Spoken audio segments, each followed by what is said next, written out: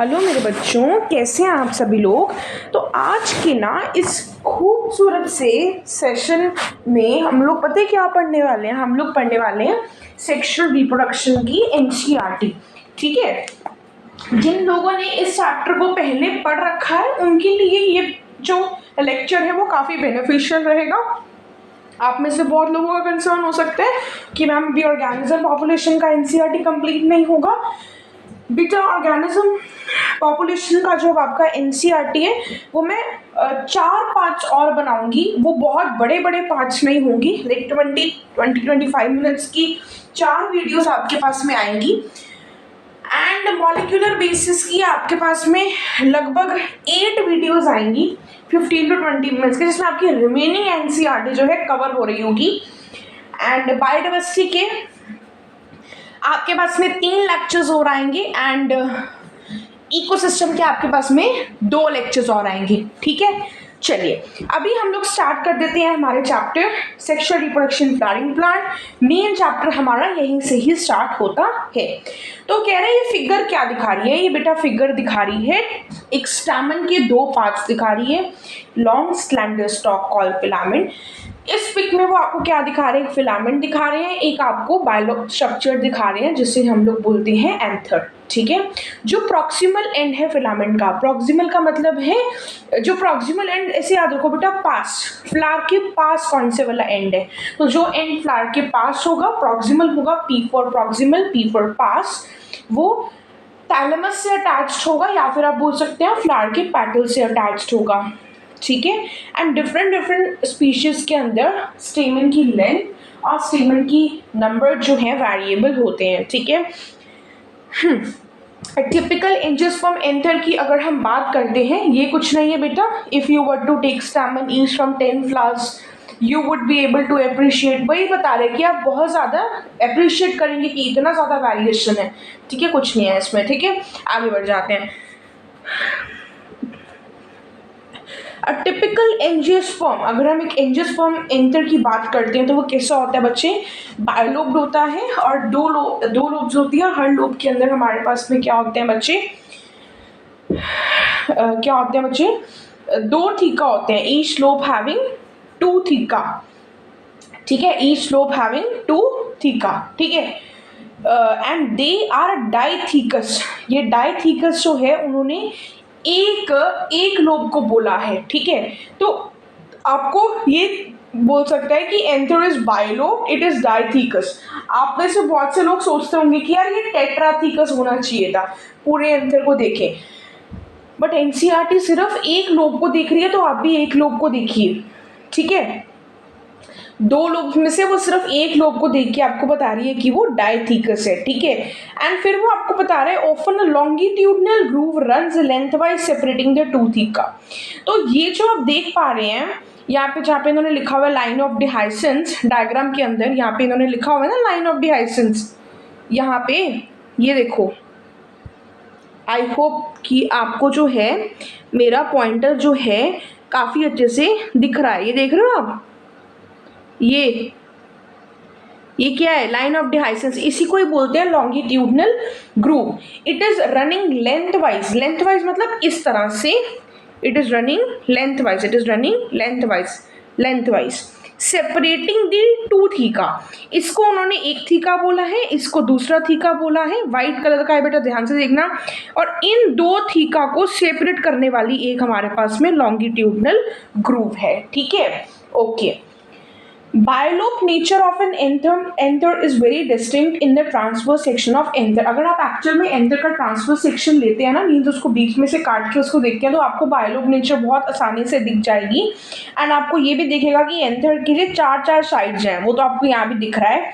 इसका मतलब कि वो टेट्रागोनल स्ट्रक्चर है और 2 लोब्स हैं, हर लोब के अंदर हमारे पास में 2 माइक्रोस्पोरेंजिया हैं। तो पूरे हमारे पास में पूरे के पूरे एंथर के अंदर 4 माइक्रोस्पोरेंजिया हैं। तो उसने बात की है 4 माइक्रोस्पोरेंजिया, मतलब टेट्रास्पोरेंजिएट है, बायोलोब्ड है। अब बायोलोब्ड है, टेट्रास्पोरेंजिएट है, फिर उसके बाद में टेट्रागोनल है, ये 3 चीजें हैं। इसके साथ में आपको एक और चीज याद रखनी है, डायथीकस। डायथीकस इज द ओनली प्रॉपर्टी जिसको उसने सिर्फ एक लोब को देख के बताया, बाकी सारी प्रॉपर्टीज उसने सारी लोब्स को देखते हुए बताई हैं, दोनों लोब्स को देखते हुए बताई हैं। But dithecous is the only property जिसको वो सिर्फ क्या किसको देख के बता रहे हैं, एक लोब को देखते बता रहे हैं, ठीक है। माइक्रोस्पोरेंजिया क्या होता है बेटा, माइक्रोस्पोरेंजिया के अंदर होते हैं माइक्रोस्पोर्स जो कि पोलन ग्रेन बनाते हैं। एंड जब ये माइक्रोस्पोर्स पोलन ग्रेन बना लेते हैं after the process of microsporogenesis, तो होता क्या है बच्चे, ये जो माइक्रोस्पोरेंजिया होते हैं ये पोलन सैक में कन्वर्ट हो जाते हैं।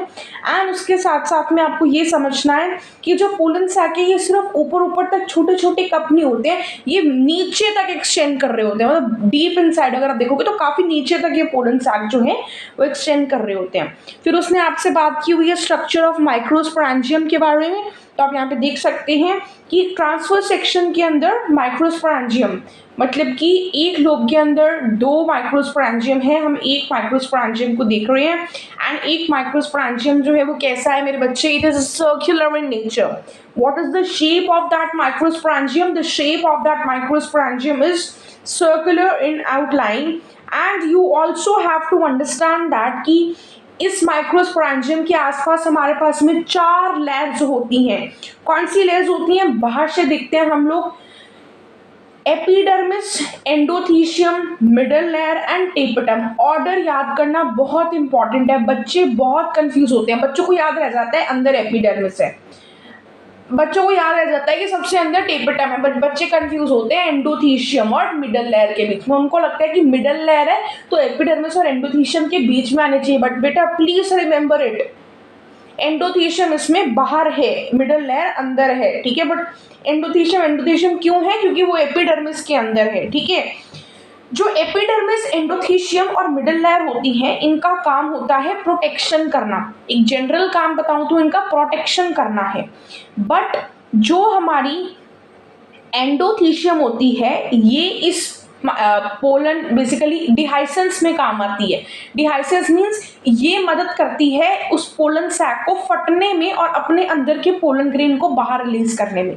तो फटने में कौन हेल्प करता है, एंडोथीशियम हेल्प करती है, ठीक है। ये अपने अंदर पानी सोख लेती है एंड जब इसमें बहुत ज्यादा पानी हो जाता है तो ये फट जाती है, ठीक है। मिडल लेयर का बेसिकली काम होता है बच्चे, मिडल लेयर का काम होता है कि न्यूट्रिशन को पहुंचाना, टेपिटम तक न्यूट्रिशन को पहुंचाना, और टेपिटम का काम होता है उस न्यूट्रिशन को पोलन ग्रेन को देना। अब देख लेते हैं एनसीईआरटी में क्या लिखा हुआ है।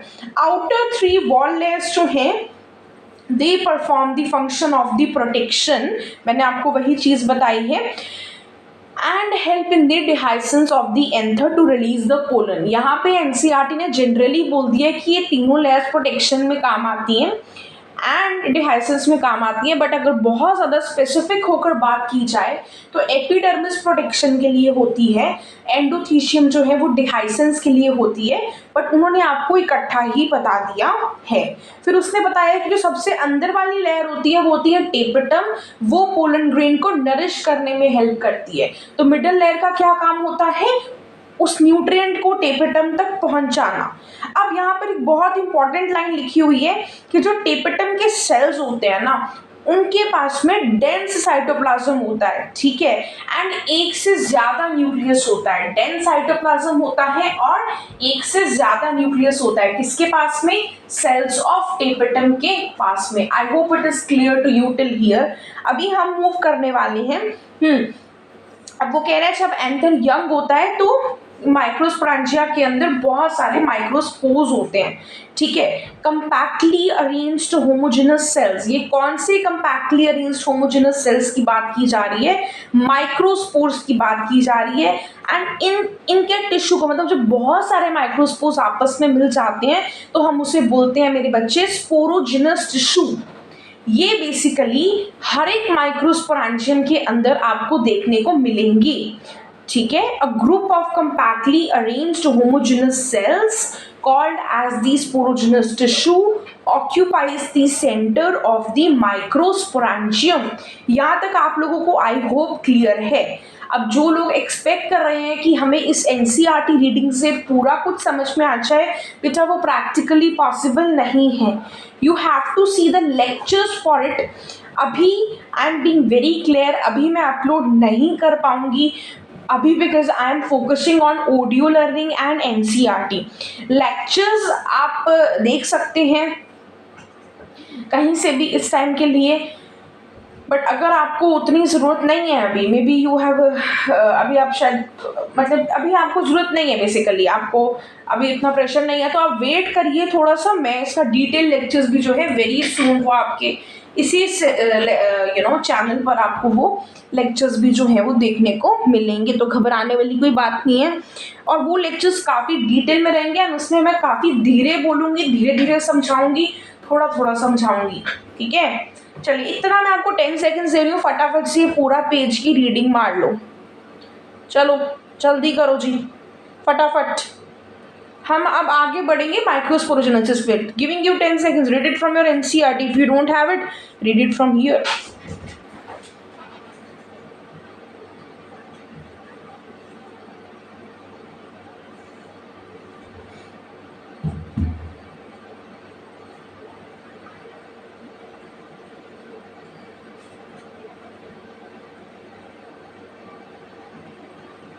चलिए माइक्रोस्पोरोजेनेसिस के प्रोसेस के बारे में हम समझ लेते हैं।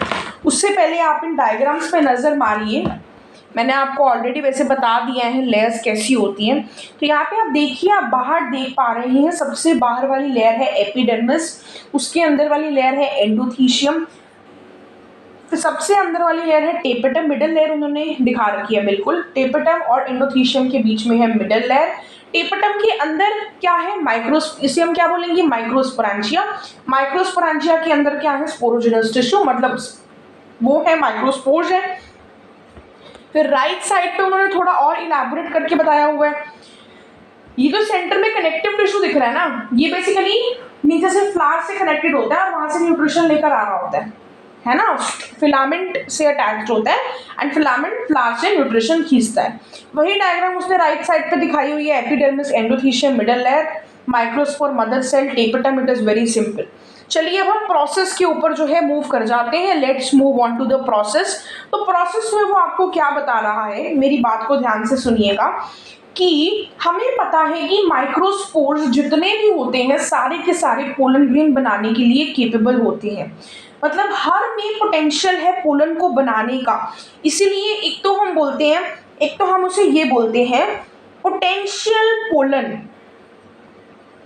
एंड ना जो माइक्रोस्पोरेंजिया में इनिशियली प्रेजेंट होते हैं ना, वो माइक्रोस्पोर्स नहीं होते हैं, वो बेसिकली होते हैं माइक्रोस्पोर मदर सेल्स। मैंने आपको पहले माइक्रोस्पोर मदर सेल टर्म इसलिए इंट्रोड्यूस नहीं किया बिकॉज मैंने सोचा सही टाइम पर इंट्रोड्यूस करेंगे। तो आपको बहुत ध्यान से समझना है कि माइक्रोस्पोरेंजिया के अंदर होते हैं माइक्रोस्पोर मदर सेल, एंड हर माइक्रोस्पोर मदर सेल जो है वो एक पोटेंशियल पोनल होता है। मींस हर माइक्रोस्पोर मदर सेल जो है उसके पास में कैपेबिलिटी होती है पोलन ग्रेन्स को बनाने की, ठीक है।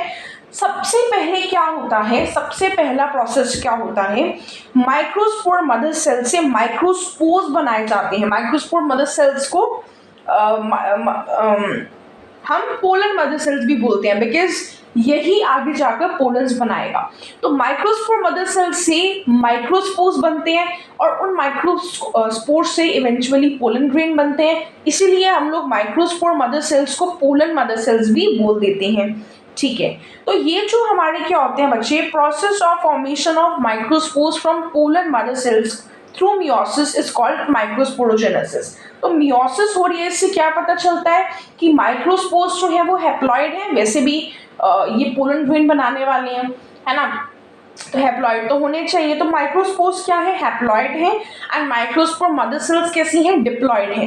और हर मियोसिस में 4 सेल्स बनते हैं। मींस हर माइक्रोस्पोर मदर सेल्स जो है वो 4 माइक्रोस्पोर्स बनाएंगी और ये 4 माइक्रोस्पोर्स आगे जाकर 4 पोलन ग्रेन्स बनाएंगे, ठीक है। तो microspore they are arranged in the cluster of 4 cells, ठीक है। 4 माइक्रोस्पोर्स जो है वो एक टाइम पे बनते हैं। इसलिए हम बोलते हैं कि each microspore mother cell is able to give rise to microspore tetrad, that means a cluster of 4 cells of the microspore, because वो meiosis कर रहा है and meiosis में 1 से 4 cells बनते हैं, ठीक है। एंड फिर ये माइक्रोस्पोर मदर सेल्स जो हैं ये हमारे माइक्रोस्पोरेंजिया के अंदर बन गए हैं, माइक्रोस्पोर मदर सेल्स से माइक्रोस्पोर बन चुके हैं इन दी माइक्रोस्पोरेंजिया, ठीक है।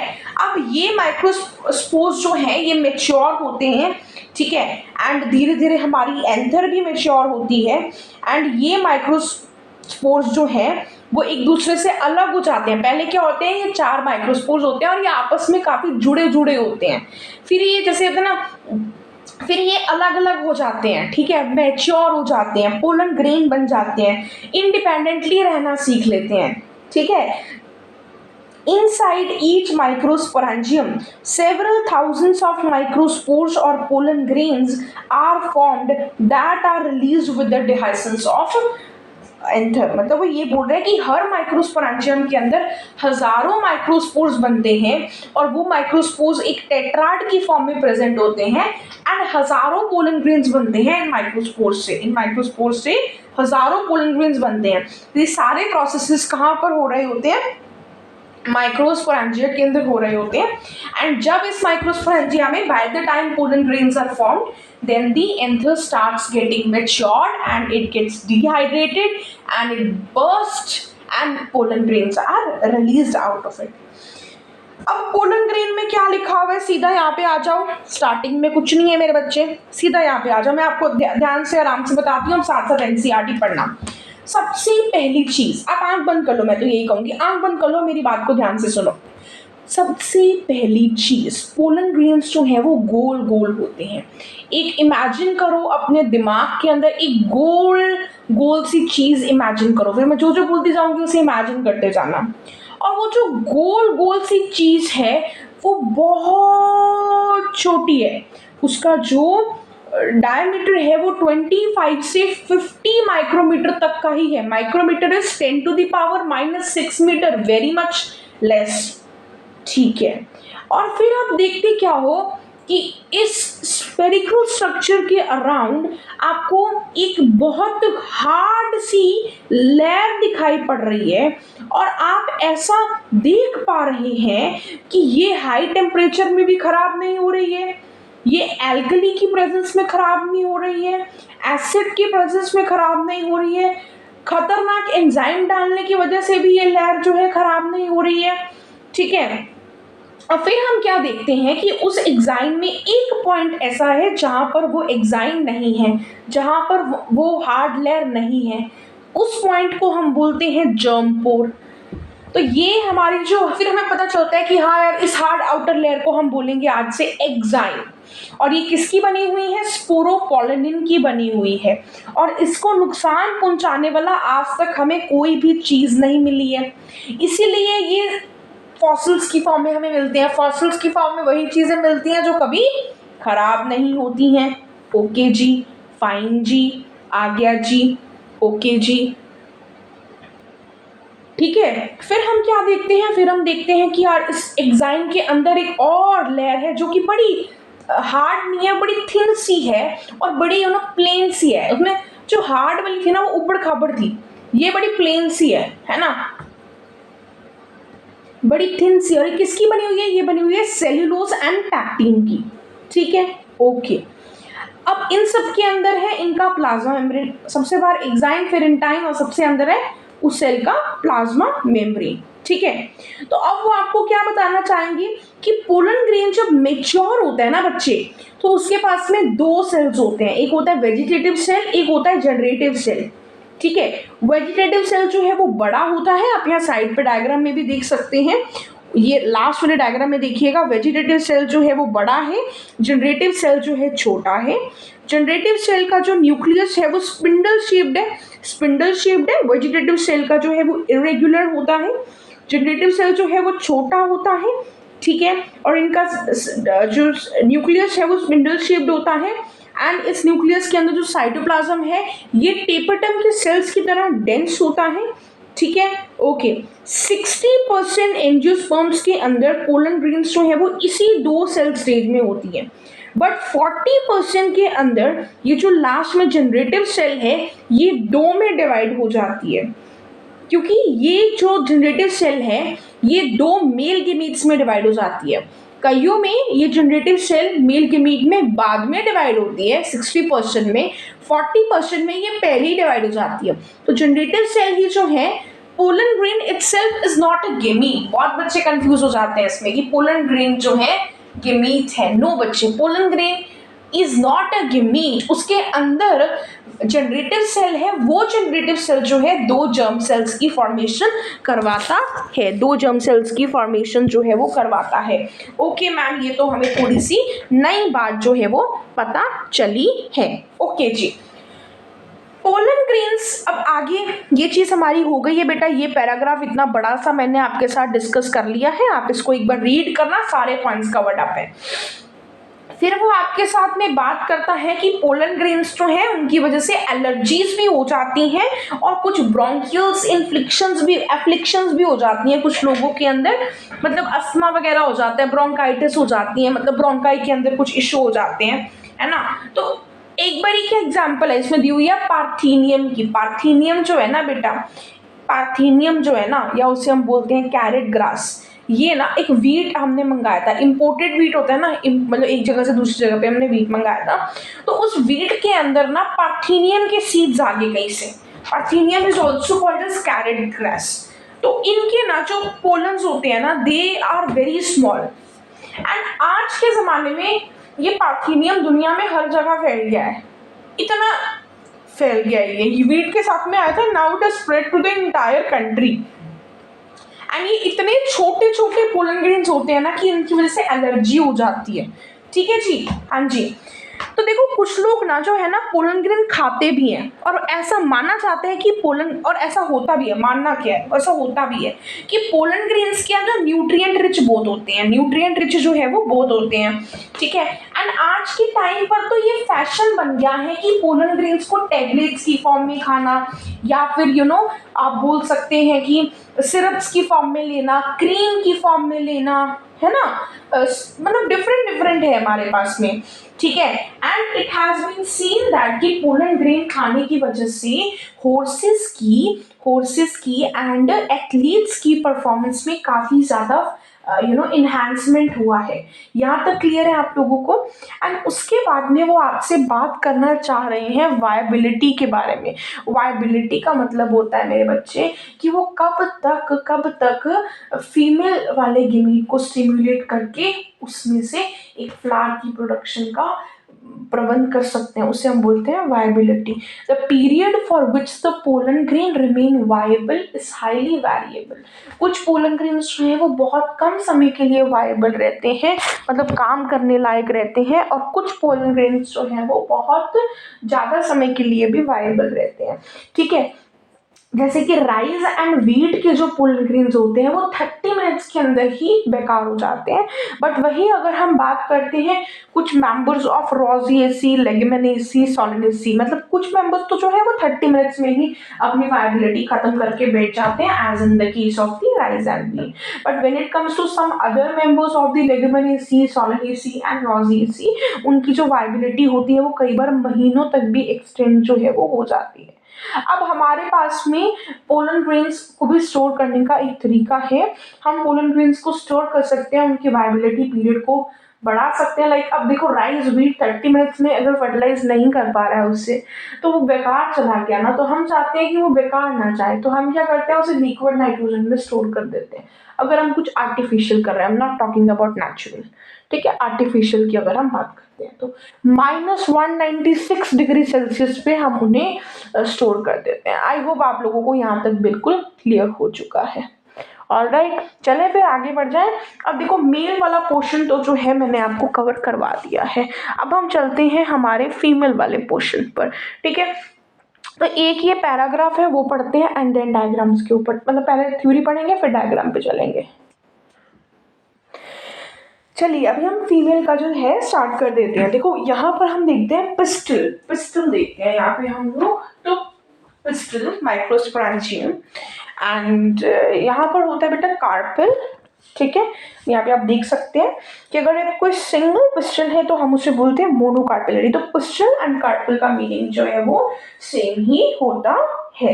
तो गायनोशियम क्या होता है बेटा? Gynoecium is basically the female reproductive part of the flower. Gynoecium is basically the female reproductive part of the flower. Gynoecium के अंदर ना मेरे बच्चे हो सकता है कि एक ही पिस्टल हो तो हम उसे बोलेंगे मोनोकार्पिलरी, अगर एक से ज़्यादा होंगी तो हम उसे बोलेंगे मल्टी कार्पिलरी। ठीक है, और कभी कभी ये जो, एक second, let me have some water, you also please.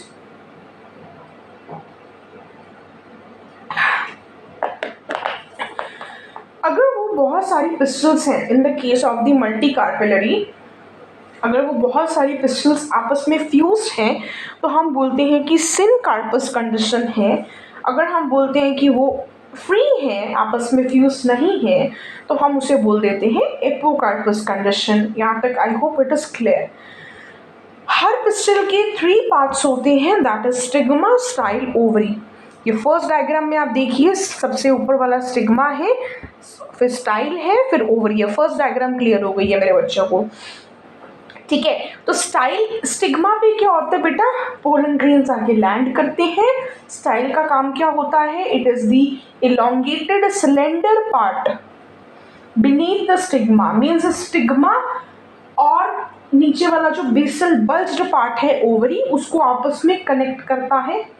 ठीक है, तो नीचे ओवरी है हमारे पास में। ओवरी के अंदर ना बेटा, ओवरी के अंदर ना लॉक्यूल्स होते हैं। ओवरी के अंदर हमारे पास में क्या होते हैं बेटा? ओवरियन कैविटीज होती है। मीन्स ओवरी के अंदर ना ऐसे 2-4 कैविटी होती है हमारे पास में, उसे हम बोलते हैं लॉक्यूल्स। ठीक है, हाँ जी। और इन ओवरियन कैविटीज के अंदर हमारे पास में प्लेसेंटा होता है। जैसे मदर की बॉडी के अंदर, ह्यूमंस के अंदर प्लेसेंटा होता है ना, बट वहां पर तो एक ही कैविटी है ना, एक ही कैविटी है। But when it comes to plants ना, तो फीमेल रिप्रोडक्टिव प्लांट की जो ओवरी होती है ना, उसके अंदर एक से ज़्यादा ओवरियन कैविटीज हो सकती हैं। और एक से ज़्यादा ओवरियन कैविटी हो सकती है मीन्स एक से ज़्यादा एम्ब्रियो की फॉर्मेशन हो सकती है।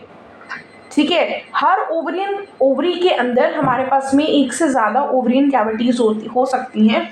और हर एक ओवरियन कैविटी के अंदर हमारे पास में ओव्यूल होता है। और वो ओव्यूल जो है वो आगे जाकर उसके अंदर फीमेल की गेमीट्स रहते हैं। हर ओव्यूल के अंदर, फॉर एग्जांपल अगर एक ओवरी है उसके अंदर 3 ओवरियन कैविटी हैं तो उसके अंदर 3 ओव्यूल्स होंगे।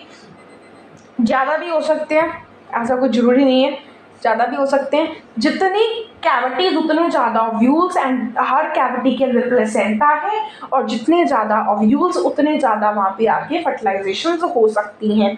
ठीक है जी, okay ji, fine ji, great ji. Rising from the placenta are the megasporangia, मैंने आपको अभी बोला। प्लेसेंटा से कौन अराइज करता है? ओव्यूल, जिसे हम बोलते हैं मेगास्पोरेंजिया, वही उसने यहाँ पे आपको बताया हुआ है। एक ओवरी के अंदर हो सकता है सिर्फ एक ही ओव्यूल हो। ठीक है, जैसे कि when it comes to wheat, mango, rice, इन सब में। अब जैसे मैंगो के अंदर आपको एक ही सीड दिखता है, इससे ज़्यादा नहीं दिखता है। ठीक है, वही तो ओव्यूल है, वही तो ओव्यूल है जो डेवलप हो गए सीड में। हाँ जी। फिर जैसे अगर आप वाटरमेलन खाते हैं, देखो अब ऐसे याद रखना है आपको, कई में तो सिंगल ओव्यूल होता है। लाइक व्हीट कितना छोटा सा होता है तो उसमें तो एक ही सीड होता है। राइस भी बड़ा छोटा सा होता है, पैडी उसमें बड़ा छोटा सा होता है। ठीक है जी, हाँ जी। और ऐसा भी हो सकता है कि बहुत सारे ने पपाया खाया आपने कभी? येलो से कलर का होता है। वाटरमेलन तो खाया ही होगा, रेडिश से कलर का होता है, रेड लाल लाल सा होता है वाटरमेलन।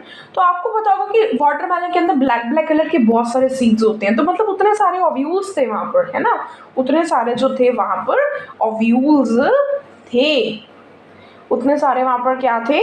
ओव्यूल्स थे। फिर आप यहाँ पे देखिए माइक्रोस्पोरेंजियम के बारे में, तो आपको ये बात समझ आनी चाहिए कि ओव्यूल जो है वो कैसे होता है। एक छोटा सा स्ट्रक्चर होता है जो कि प्लेसेंटा के साथ में अटैच्ड होता है, with the help of the funicle attached होता है। एंड ओव्यूल की जो बॉडी होती है वो फ्यूनिकल के साथ में अटैच्ड होती है। किस पॉइंट पे अटैच्ड होती है? हाइलम पे अटैच्ड होती है। ठीक है, तो हाइलम जो है वो पॉइंट है जहाँ पर फ्यूनिकल जो है ओव्यूल के साथ में जुड़ रही है। ओव्यूल कहाँ है? ओव्यूल कहाँ है? ओवरियन कैविटी के अंदर है। ओवरियन कैविटी कहाँ है? ओवरी के अंदर है। ओवरी के अंदर क्या है? ओवरियन कैविटी है। ओवरियन कैविटी के अंदर क्या है? प्लेसेंटा है। प्लेसेंटा से कौन अटैच्ड है? ओव्यूल अटैच्ड है, जिसे हम मेगास्पोरेंजियम भी बोल सकते हैं। किसके थ्रू अटैच्ड है? फ्यूनिकल के थ्रू अटैच्ड है। फ्यूनिकल माइक्रोस्पोरेंजियम के साथ कौन से पॉइंट पे अटैच्ड है? फ्यूनिकल पे, सॉरी, हाइलम पे अटैच्ड है। ठीक है, हर ओव्यूल के पास में प्रोटेक्टिव एनवेलप होते हैं, उसे हम इंटेग्यूमेंट बोलते हैं। इंटेग्यूमेंट जो है वो क्या करते हैं? पूरे को कवर करके रखते हैं, पूरे ओव्यूल को एक पॉइंट पे छोड़ के। वो पॉइंट को क्यों छोड़ते हैं बेटा? ताकि वहां से पोलन ट्यूब एंटर कर सके। ठीक है, उसे हम बोलते हैं माइक्रोपाइल। और माइक्रोपाइल के अपोजिट साइड पर हमारे पास में होता है chalaza, representing the basal part of the ovule. तो आपकी एनसीईआरटी में जो भी बातें की गई हैं वो की गई हैं एनाट्रोपस ओव्यूल के बारे में। किसके बारे में की गई हैं? एनाट्रोपस ओव्यूल के बारे में। They have not talked about orthotropous. देखो, एनाट्रोपस के अंदर ये जो है माइक्रोपाइलर एंड जो है वो क्या करता है? बेस की तरह एक्ट करता है। Opposite the micropylar end chalaza होता है जो कि basal part of the ovule बनाता है। तो उसने सारी एक्सप्लेनेशन जो है इस डायग्राम के अकॉर्डिंग दी हुई। जब देख पा रहे हैं राइट साइड पर ये ग्रीन सी डायग्राम बनी हुई है, तो आप यहाँ देखिए चलेजल, ये कौन सा ओव्यूल है बच्चे? ये है एनाट्रोपस ओव्यूल। ठीक है, इसने एनसीईआरटी ने कोई बात नहीं करी ऑर्थोट्रोपस के बारे में। एनसीईआरटी ने सिर्फ एनाट्रोपस के बारे में बात करी है। तो यहाँ पे आप देख सकते हैं कि ये ऊपर ऐसे घुमा हुआ है। आप एक बार इंटरनेट पे ना प्रॉपरली देख लेना, एक बार डायग्राम, वो क्लियर हो जाएगा। घुमा हुआ है, इसकी फ्यूनिकल ऊपर के डायरेक्शन में है, ये आप देख सकते हैं। इधर फ्यूनिकल है, funicle is attached with microsporangium at a point hilum. फिर हाइलम के थोड़ा अंदर आ जाओ, राइट साइड पे देखो, ये एक इनर इंटेग्यूमेंट है, आउटर इंटेग्यूमेंट है। फिर यहाँ पर आप देखो जी, ये इंटेग्यूमेंट जो है एक पॉइंट पे नहीं है, उसे हम बोलेंगे माइक्रोपाइल बोलेंगे।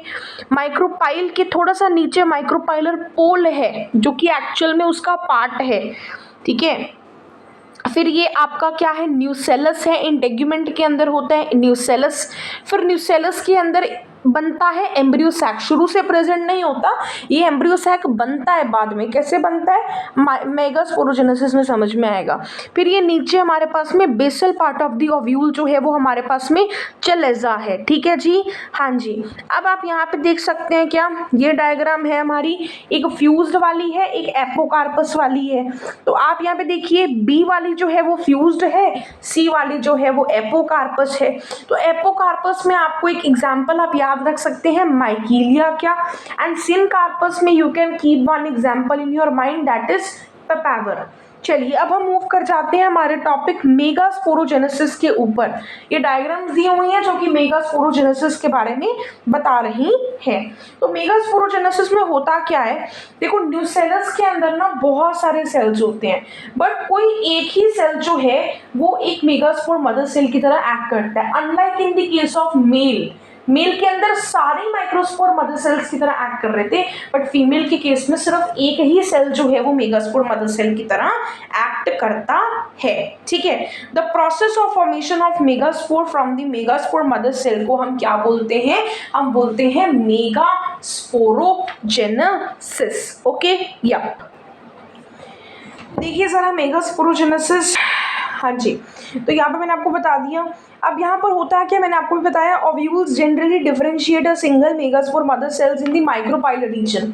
न्यूसेलस में से कोई एक सेल जो है वो मेगास्पोर मदर सेल की तरह एक्ट करता है, और वो सेल जो है वो माइक्रोपाइल के पास होना चाहिए। क्यों? क्योंकि वहीं से पोलन ट्यूब आएगी, वहीं से सारा काम होना है।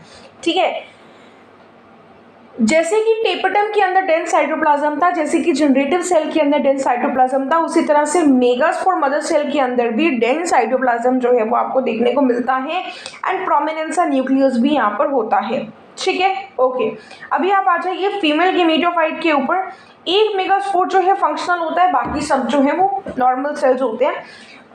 बेसिकली आपको ये समझना है, सॉरी मैंने यहाँ थोड़ा गलत बोला, एक मेगास्पोर मदर सेल की तरह एक सेल न्यूसेलस का एक्ट करता है as a megaspore mother cells. बाकी they don't act like megaspore mother cell. So this is a very important concepts that needs to be understood here. Okay, so one more important thing is that कि अब इस megaspore mother cell से आपको 4 megaspores मिलेंगे. उन 4 megaspores में से 3 they will degenerate and only 1 will continue to act as megaspore. Alright, yes. और यही जो है, यही एक जो फंक्शनल मेगास्पोर है, ये आगे जाकर एम्ब्रियो सैक जो है बनाएगा, जो मैंने आपको ऊपर वाली डायग्राम में दिखाया था. यहाँ पर ये एम्ब्रियो सैक शुरू से प्रेजेंट नहीं होता है, ये बल्कि आता है जब ये सारे प्रोसेसेस जो हैं हो जाते हैं. ठीक है, ओके. तो वो एक मेगास्पोर जो है फंक्शनल मेगास्पोर है, वही आगे जाकर एम्ब्रियो सैक बनाएगा. ठीक है. And this method of embryo sac formation from a single megaspore को ही हम क्या बोलते हैं, मोनोस्पोरिक डेवलपमेंट बोलते हैं. दिस इज तो वेरी सिंपल है ना जी. बिल्कुल जी. फिर आपको ये बात समझनी है कि जो फंक्शनल मेगास्पोर का जो न्यूक्लियस होता है ना, वो पहले तो उसका एक सेल होता है. न्यूक्लियस जो है वो पहले डिवाइड करता है माइटोटिकली और 2 न्यूक्लियाई बना देता है. क्या बना देता है? 2 न्यूक्लियाई बना देता है. फिर 2 न्यूक्लियेटेड एम्ब्रियो सैक बन गया. फिर दोनों न्यूक्लियस की माइटोसिस होती है दो बारी.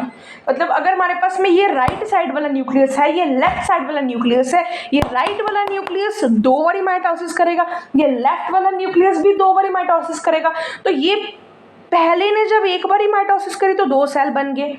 फिर उन दोनों ने दोबारा माइटोसिस करी तो टोटल सेल कितने हो गए? 4 हो गए. इस तरह से होता है. ठीक है. 2 more sequential mitotic nuclear division result in the formation of पहले 4 nucleated and then 8 nucleated. Are you getting my point?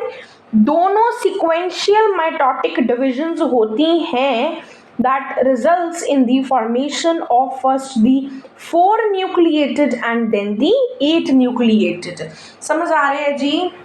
ये हमारे पास में फर्स्ट न्यूक्लियस था राइट साइड वाला, एक मान लो मेरे राइट हैंड में न्यूक्लियस है, एक मेरे लेफ्ट हैंड में न्यूक्लियस है. पहले हमारे पास में एक था, हमारे पास में नॉर्मल सेल था जिसे हम बोल रहे थे मेगास्पोर. इस मेगास्पोर ने माइटोसिस करी और ये मेरे 2 हाथ बन गए. अब ये मेरे एक हाथ ने माइटोसिस करी, 2 सेल्स बन गए. मेरे दूसरे हाथ ने माइटोसिस करी, 2 सेल बन गए. अब मेरे 4 हाथ है, मीन्स मेरे पास में 4 सेल्स बन गए. अब ये चारों हाथ दोबारा से माइटोसिस करेंगे.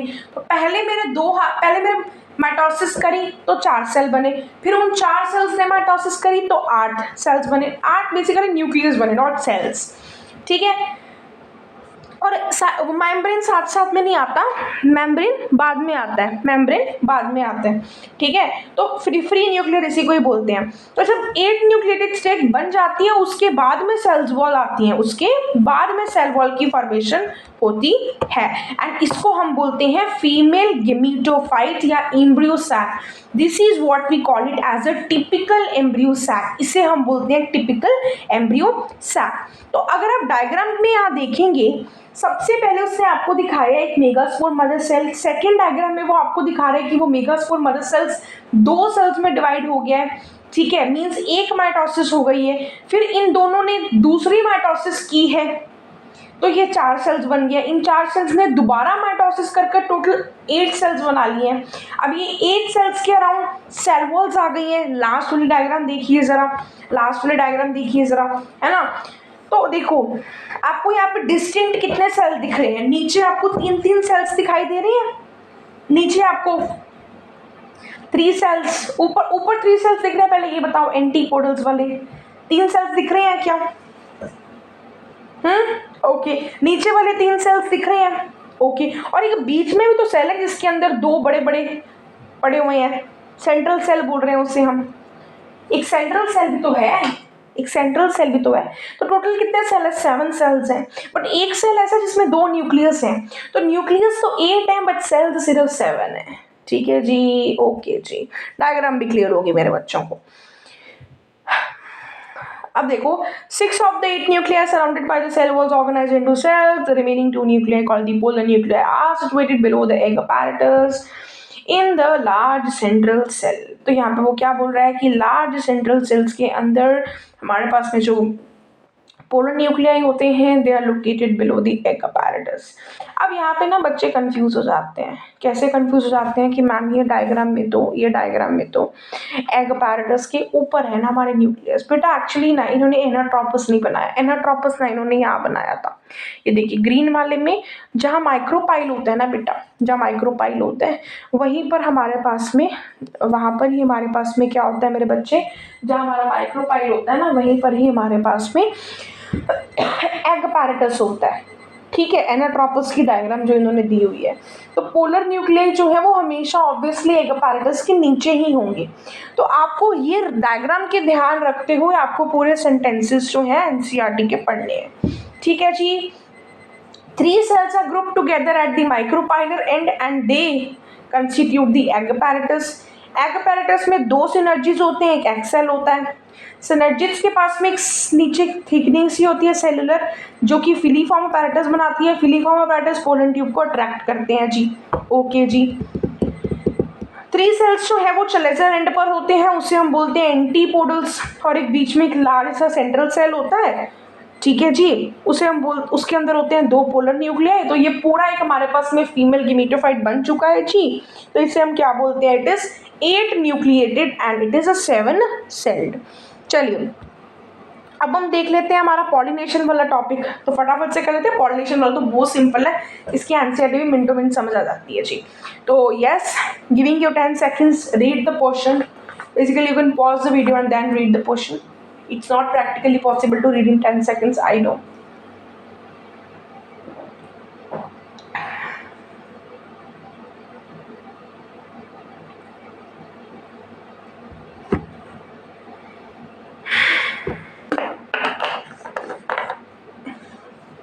Pollination क्या है?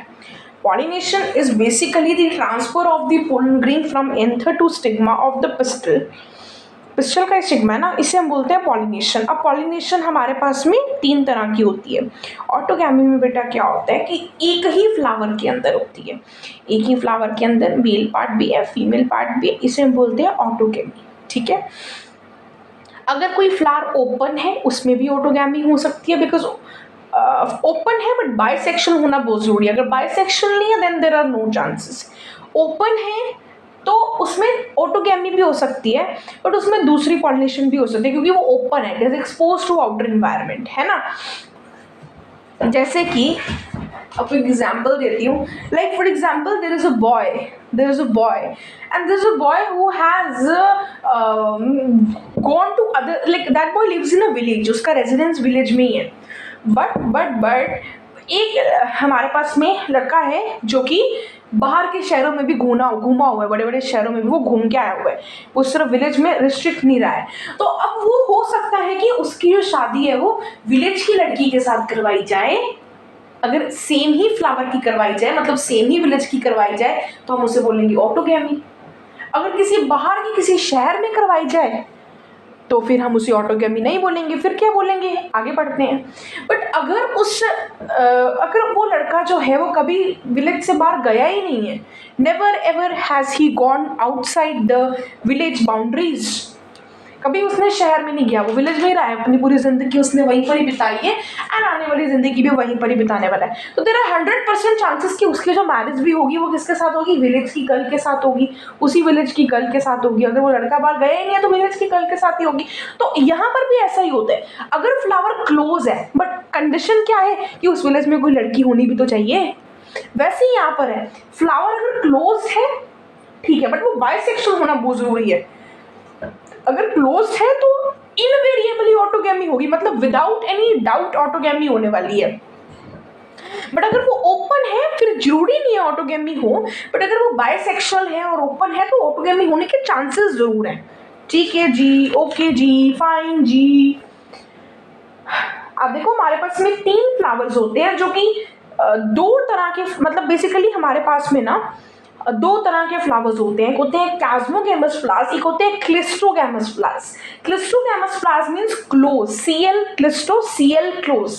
तो क्लिस्टोगैमस फ्लावर्स जो है हमेशा बंद रहते हैं, कैस्मोगैमस जो है वो हमेशा ओपन रहते हैं। तो हमारे पास में 3 प्लांट्स हैं जो कि 2 टाइप के फ्लावर्स बनाते हैं, मींस वो कैस्मोगैमस फ्लावर्स भी बनाते हैं और क्लिस्टोगैमस फ्लावर्स भी बनाते हैं। कौन है वो? Viola, Oxalis and Commelina. ठीक है, 2 तरह के फ्लावर्स बनाते हैं। अब इसमें होता क्या है कि जब एंथस का डिहाइसेंस होता है तो पोलन ग्रेन्स जो है स्टिग्मा के साथ में पॉलिनेशन करते हैं। तो क्लिस्टोगैमस के अंदर तो इनवैरिएबली ऑटोगैमी होती है, मींस वहां तो कोई चांस ही नहीं है कोई और तरह की पॉलिनेशन होने का, बिकॉज वो बंद है, बाहर से पोलन ग्रेन्स आते ही नहीं है। ठीक है, क्लिस्टोगैमस फ्लावर्स के अंदर जो है पक्का ही फ्लावर बन नहीं जाना है, क्योंकि एक ही जगह पर है तो फ्लावर तो बन नहीं जाना है। बट अगर बाहर के लोगों पर वो डिपेंड होता तो हो सकता था वो अपनी पूरी जिंदगी बिना फ्लावर बनाए निकल जाता है ना, तो वो चीज रहती है। अब जिटोनोगैमी क्या होता है? जिटोनोगैमी होता है बच्चे, एंथर टू सिग्मा पोलन जो है वो सेम फ्लावर में नहीं हो रहा, वो एक फ्लावर है, 2 फ्लावर्स हैं जो सेम प्लांट पर हैं तो उसमें हो रहा है वो। ठीक है, फ्लावर्स हैं बट वो सेम प्लांट पर हैं तो उसमें जिटोनोगैमी जो है वो चल रही है। ओके जी, हाँ जी। तो यहाँ पर वो यहाँ पर हमारे पास में इसे हम बोलते, it is a cross pollination, है ना, बिकॉज एक ही फ्लावर के अंदर नहीं हो रही है, तो it's not self pollination but it's a cross pollination. तो फंक्शनली तो हमें देखने में तो ऐसे लग रहा है क्रॉस है, बट क्योंकि वो सेम प्लांट का है तो genetically it is a self pollination only. Genetically देखा जाए तो उसके जेनेटिक्स तो सेम ही है, बिकॉज एक ही प्लांट के ऊपर का है, तो जेनेटिकली देखा जाए तो इट इज सेल्फ, फंक्शनली देखा जाए तो इट्स क्रॉस। समझ में आया जी? हाँ जी। तो ये होती है हमारी जिटोनोगैमी। जिटोनोगैमी अगर यूनिसेक्शुअल फ्लावर, देखो जिस तरह से ऑटोगैमी में कंडीशन थी फ्लावर बाइसेक्शन होना चाहिए तभी तो सेम जगह पे होंगे, यहाँ पर एक कंडीशन है कि प्लांट बाइसेक्शन होना चाहिए। हमें फर्क नहीं पड़ता कि मेल फ्लावर अलग है फीमेल फ्लावर अलग है, वी डोंट केयर इवन, मतलब बट पॉलिनेशन अगर एक फ्लावर है हमारे पास में उस पर सारे बाइसेक्शुअल फ्लावर्स हैं, उस पर ऑटोगैमी भी हो सकती है, जिटोनोगैमी भी हो सकती है, इवन जीनो भी हो सकती है, बट वो हमें पढ़ेंगे पढ़ते हैं अभी। ऑटो भी हो सकता है अगर वो बाइसेक्शन है तो बीच बीच में ही कुछ हो जाए। अब ऐसा भी हो सकता है कोई दूसरे फ्लावर का पोलन आके उसके ऊपर गिर जाए तो वहां पर जिटोनोगैमी होगी, तो चांसेस है। बट एक चीज कंपल्सरी होनी चाहिए, ऐसा ना हो ना कि ये मेल प्लांट है या फीमेल प्लांट अलग है तो फिर जिटोनोगैमी भी नहीं हो सकती, ऑटोगैमी भी नहीं हो सकती, वहां सिर्फ जीनोगैमी होगी। जीनोगैमी जो है वो होता है कि डिफरेंट प्लांट्स से पोलन आ रहे हैं एंड फ्लावर, फीमेल फ्लावर अलग का है, मेल फ्लावर अलग प्लांट का है। तो अगर फॉर एग्जाम्पल फ्लावर बाइसेक्सुअल है तो उसमें ऑटोगैमी हो सकती है, जिटोनोगैमी हो सकती है अगर वो ओपन है तो, और अगर वो ओपन है तो जीनोगैमी भी हो सकता है किसी और प्लांट से आ जाए, जरूरी थोड़ी है किसी के साथ ही करना है पॉलिनेशन। बट अगर वो फ्लावर, अगर हर एक कंडीशन में जीनोगैमी की पॉसिबिलिटी रहती है बट वो फ्लावर ओपन होना जरूरी है। ठीक है, चलिए जीनोगैमी भी हमारी हो गई है। अभी हम एक बार चल पड़ते हैं कहाँ पर, एजेंट्स ऑफ पॉलिनेशन के ऊपर, एजेंट्स ऑफ पॉलिनेशन पे। तो एजेंट्स में बेटा हमारे पास में ना एबायोटिक भी होते हैं, बायोटिक भी होते हैं। एबायोटिक के नाम पर हमारे पास में क्या होता है बेटा, wind and water, and biotic के नाम पर हमारे पास में होते हैं एनिमल्स। तो मेजॉरिटी ऑफ द प्लांट्स की अगर हम बात करें तो ज्यादातर लोग बायोटिक ही यूज करते हैं। एंड अगर मैं विंड और वाटर, अगर देखो वैसे तो biotic are more than abiotic, biotic agents of pollination are more than abiotic. ज्यादातर जो है प्लांट्स जो है वो बायोटिक एजेंट्स के थ्रू ही जो है पॉलिनेशन कर रहे होते हैं। और अगर वो एबायोटिक के थ्रू भी जो कुछ प्लांट्स पॉलिनेशन कर रहे होते हैं तो उसमें भी विंड के थ्रू वो ज्यादा पॉलिनेशन कर रहे होते हैं वाटर के कंपैरिजन में। विंड के थ्रू ज्यादा पॉलिनेशन हो रही है वाटर के कंपैरिजन में। ठीक है, ओके जी। अब आ जाओ यहाँ पर, बहुत सिंपल था ये तो। चलिए जी, pollination by wind is more common amongst abiotic waste pollination. वैसे तो एबायोटिक बहुत कम है बट जितनी को है उसमें आपको ज्यादातर जो पॉलिनेशन है वो विंड के थ्रू होती हुई दिखाई पड़ेगी। समझ आया जी, आया। अब यहाँ पर आप ये समझिए कि विंड पॉलिनेशन होने के लिए क्या होना चाहिए। देखो पोलन्स जो है हल्के होने चाहिए तभी तो वो हवा में उड़ेंगे। हवा में उड़ेंगे कब, तो वो हल्के होंगे। ठीक है, are light and non sticky. ठीक है, are light and non sticky so that they can be transported in wind currents. Light होना इनके लिए बहुत ज़रूरी है। नॉन स्टिकी भी होने चाहिए। क्यों नॉन स्टिकी होने चाहिए? ताकि अगर रास्ते में कहीं रुक जाए पोलन्स, तो अगर वहाँ चिपक जाएंगे तो फिर तो रास्ते पे रह जाएंगे, ऊपर जाके वो इनको कुचल के चला जाएगा, बेकार हो जाएंगे। तो पॉसिबिलिटी के लिए हम क्या करते हैं, हवा चल रही है, अगर कहीं गिर विर भी गए तो हवा के झोंका अगर दोबारा आए तो वो दोबारा से उड़ जाए और किसी फ्लावर के ऊपर जाने के उनके चांसेस जो हैं बन जाए। ठीक है, इनके अंदर क्या होता है बेटा, स्टैमन्स बड़े ना बाहर को निकले होते हैं, वेल एक्सपोज होते हैं, भाई ले जाओ हमको, ले जाओ हमको, प्लीज प्लीज हवा हमको ले जाओ, एकदम बाहर निकले होते हैं। डायग्राम में भी दिख रहा है आपको, एकदम बाहर निकले होते हैं, हवा आती है ही उड़ जाते हैं, हवा आती है ही उड़ जाते हैं। तो stamens are well exposed and even stigma are very feathery. Feathery क्यों है? ताकि इनके अंदर ना पोलन्स जो है ना आके अड़ जाए, फेदर्स के अंदर पोलन अड़ जाएंगे। ठीक है, ओके। विंड पॉलिनेटेड फ्लावर्स के अंदर ना यूजुअली आपको सिंगल ओव्यूल देखने को मिलता है ओवरी के अंदर। हाँ जी, और अगर वो फ्लावर बहुत छोटे होते हैं ना तो वो कॉम्बिनेशन में प्रेजेंट होते हैं। लाइक अगर बड़े छोटे छोटे प्लांट्स हैं ना तो बहुत सारे फ्लावर्स इकट्ठे प्रेजेंट होते हैं ताकि वो एकदम पोलन को कैच कर सके। ठीक है, फिर आपको यहाँ पे दिख रहा होगा बेटा, एग्जाम्पल डायग्राम देख रहे हो आप यहाँ पे, टेसल्स दैट यू सी, जो टेसल्स कह रहे हैं इसको, वो ये ब्राउनिश से कलर वाले को, they are nothing but stigma and style which wave in the wind to trap the pollen grain। किसका है ये? It is the cone cope। तो क्या है? एयर से पॉलिनेट होने के लिए किस चीज की आवश्यकता है? किस चीज की आवश्यकता है मेरे को बताओ फटाफट। पहली बात तो सबसे इंपॉर्टेंट बात तो ये है जी कि पोलन ग्रेन लाइट होना चाहिए, नॉन स्टिकी होना चाहिए। नॉन स्टिकी है कि कहीं जाके से चिपक ना जाए। Stamens are well exposed and stigma की have feathers, क्या feathery stigma, so that they can very easily trap the airborne pollen grain। ताकि अगर pollen grain हवा के थ्रू आए तो feathers के अंदर आके फंस जाए एंड pollination वो कर सके। And usually wind pollinated flowers के अंदर देखा गया है कि सिंगल ओव्यूल ही होता है एंड फ्लावर्स अगर छोटे छोटे हो तो वो कॉम्बिनेशन में प्रेजेंट होते हैं। बिकॉज अगर सिंगल फ्लावर होगा ना तो हवा उसको पोलन को उड़ा के ले जाएगी, रुकेगा ही नहीं पोलन वहाँ पर। तो बहुत सारे इकट्ठे प्रेजेंट होते हैं, तो बहुत सारे फैदरी स्टिग्मास भी इकट्ठे प्रेजेंट होते हैं, तो बहुत सारे फैदर्स आ जाते हैं, तो वो पोलन्स को कैच कर ही देते हैं किसी भी तरह से। ये तो हो गया हमारा पॉलिनेशन बाय वाटर जी। ये क्या हो गया हमारा पॉलिनेशन बाय वाटर जी। अब हमें पढ़ना है पॉलिनेशन बाय एयर हो गया हमारा। अब हमें पढ़ना है pollination by water which is again a very very simple topic I would say. तो ये बड़ा रेयर होता है। तो पॉलिनेशन बाय वाटर जो है वो यूजुअली मोनोकॉट्स में ही होती है। ठीक है, अगर वाटर की पॉलिनेशन आपको कहीं दिखने को मिलेगी तो वो यूजुअली आपको मोनोकॉट्स में देखने को मिलेगी, बट इसका मतलब ये नहीं है कि सारे मोनोकॉट्स के अंदर पॉलिनेशन वाटर के थ्रू हो रही है। इसको गलत इंटरप्रेट मत कर लेना। ठीक है, as against this you would recall that water is, अब देखो होता क्या है ना बच्चे, जैसे कि अगर हम बात करते हैं एल्गे के बारे में, ब्रायोफाइट्स के बारे में, ट्रीडोफाइट्स के बारे में, इनकी ये बहुत कम मिलते हैं। क्यों? क्योंकि इनकी गिमीट्स का ट्रांसफर वाटर पे डिपेंडेंट है एंड वाटर आपको हर जगह नहीं मिलता है। तो इनके गिमीट्स अगर ट्रांसफर वाटर के थ्रू होते हैं, तो अगर इनके गिमीट्स ट्रांसफर नहीं होंगे तो इनके प्लांट्स नहीं बनेंगे, इनके प्लांट्स नहीं बनेंगे तो ये भी आपको कहीं पर दिखने को नहीं मिलेंगे। ठीक है, अब ऐसे भी हमारे पास में कुछ फ्लावर्स होते हैं जो कि वाटर में प्रेजेंट तो होते हैं बट वो वाटर के थ्रू पॉलिनेट नहीं होते हैं, वाटर के सरफेस पर प्रेजेंट होते हैं। ठीक है जी, तो वो भी कुछ एग्जाम्पल्स जो हैं वो हमारे पास में होती हैं। लाइक उसकी दो एग्जाम्पल्स हैं, वाटर लिली एंड वाटर हियासिंथ। रहती तो वाटर में है बट पॉलिनेट वाटर की हेल्प से नहीं करती हैं, पॉलिनेट तो विंड की हेल्प से कर जाती हैं, है ना। अब हमारे पास में दो एग्जाम्पल्स हैं, वैलिसनेरिया एंड हाइड्रिला। वैलिसनेरिया जो है वो क्या करती है, यहाँ पर हमारे पास में वैलिसनेरिया एंड हाइड्रिला जो है वो हमारे पास में एपी हाइड्रोफिली करती है। क्या करती है? AP hydrophily. ये आपको कहाँ पर मिलेंगे? फ्रेश वाटर के अंदर। फिर हमारे पास में क्या होता है? Zostera. Zostera is a marine sea grass.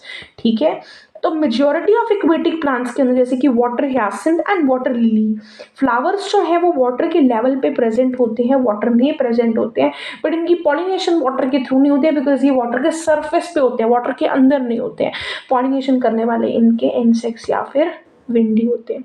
ठीक है, अगर हम वैलेस्नेरिया के बारे में बात करते हैं तो फीमेल फ्लावर जो है वो ऊपर आ जाता है ना, मैं आ रहा हूँ ऊपर, मैं आ रहा हूँ ऊपर। फीमेल फ्लावर जो है it comes with the help of a long stock, plants का अंदर ही है बट फीमेल फ्लावर जो है वो बाहर को निकला होता है with the help of the long stock, ठीक है।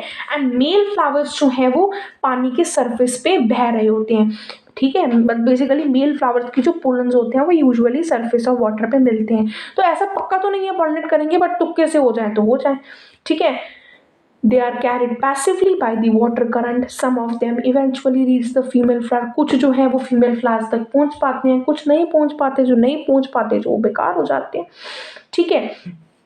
ये तो हो गई हमारी एग्जाम्पल वैलेस्नेरिया एंड हाइड्रिला के बारे में। अगर हम दूसरे group of water pollinated plant को देखेंगे जैसे कि सी ग्रासेस, सी ग्रासेस जो है वो हमारा क्या है, सी ग्रासेस में जो फीमेल फ्लावर है वो सरफेस के ऊपर नहीं आता, तो इसे इसीलिए हम बोलते हैं हाइपोहाइड्रोफिली। तो फ्लावर्स जो है वो वाटर के अंदर ही रहते हैं एंड पोलन ग्रेन्स जो है वो वाटर के अंदर ही रिलीज जो है वो कर दिए जाते हैं, ठीक है। और पोलन ग्रेन, अब ये भी तुक्के की बात है, कर जाए ना करे ना करे। अगर पोलन ग्रेन और फीमेल फ्लावर एक लेवल पे मिल गए बढ़िया है, नहीं मिले तो बेकार है, बट मिल जाते हैं, ठीक है, it's nature you know. Pollen grains जो है ना बड़े लंबे लंबे होते हैं, रिबन लाइक होते हैं। रिबन लाइक क्यों होते हैं? क्योंकि छोटे छोटे जब पार्टिकल साइज होंगे ना तो ऐसे ही निकल जाएंगे, प्लांट आएगा भी नहीं, पता ही नहीं चलेगा, ये रुक ही नहीं पाएंगे, प्लांट इनको रोक ही नहीं पाएगा। अगर ये रिबन शेप्ड होंगे तो वो प्लांट के अंदर अड़ जाएंगे तो पॉलिनेट कर पाएंगे जी, कर पाएंगे, ठीक है। तो ये भी वाटर के साथ साथ चलते हैं। एंड इनके आसपास ना एक कवरिंग सी होती है म्यूसिलेजिनस, जिससे ये पानी में गिल्ले नहीं हो जाते, गिल्ले हो जाएंगे तो हो सकता है खराब हो जाए, ठीक है जी, हाँ जी। Wind and water pollinated flowers को ना तो नेक्टर प्रोड्यूस करने की जरूरत है ना ही इनको कलरफुल होने की जरूरत है, बिकॉज ये सब जो एक्सटीरियर ब्यूटीफुल थिंग्स होती हैं ये सिर्फ इंसेक्ट्स के लिए ही हमें करनी पड़ती हैं। विंड और वाटर के लिए इन सब चीज़ों की जो है कोई भी आवश्यकता जो है वो नहीं होती है। अगर हम बात करते हैं, अब हम बात करते हैं एनिमल्स के बारे में, जैसे कि एनिमल्स के अंदर पॉलिनेशन करने वाले, यहाँ पर इन्होंने बेटा वैलेस्नेरिया की आपको डायग्राम दे रखी है, जरा ध्यान से देख लेना। अरे भाई पेज आ जाना बे, why the page is not coming you know। चलो चलिए वेट करते हैं, हम आगे देखते हैं। आप वहाँ पे एक डायग्राम जो है वो देख पा रहे होंगे, वो बेसिकली बेटा उसकी एक डायग्राम है, एपी हाइड्रोफिली की डायग्राम है, जिसमें इट इज अबाउट वैलेस्नेरिया। आप यहाँ पे देख पा रहे हैं फीमेल फ्लावर जो है वो सरफेस पे आ रहा है। अगर ये जॉस्टेरा की एग्जाम्पल होती तो फीमेल फ्लावर जो है वो सरफेस पर नहीं आ रहा होता, फीमेल फ्लावर जो है वो सरफेस पर नहीं आ रहा होता।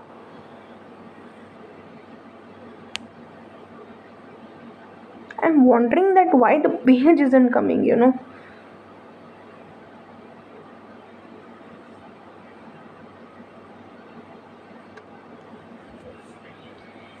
ठीक है, तो यहाँ पर ये आप डायग्राम अपनी एनसीईआरटी में देखते जाइएगा, तो ये एपी हाइड्रोफिली की जो है वो एग्जाम्पल है।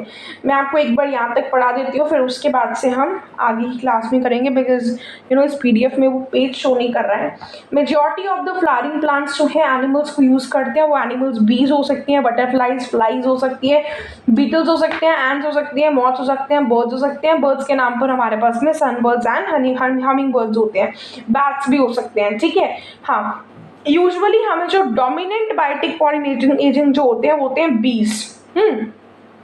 Even some larger animals like you know lemurs and rodents, reptiles like gecko lizards and garden lizards, ये भी पॉलिनेटर की तरह जो है वो काम कर सकती हैं। ग्रेट। तो चलिए, तो फिर हम ना अभी एक बारी अपने सेशन को यहीं पर ख़त्म करते हैं। डबल फर्टिलाइजेशन तक आपको नेक्स्ट जो है सेशन में मिल जाएगा, ठीक है। यहाँ तक हमने कर लिया है। 30 पेज नंबर के सेकेंड पैराग्राफ से we will be starting in the next session. आ गया?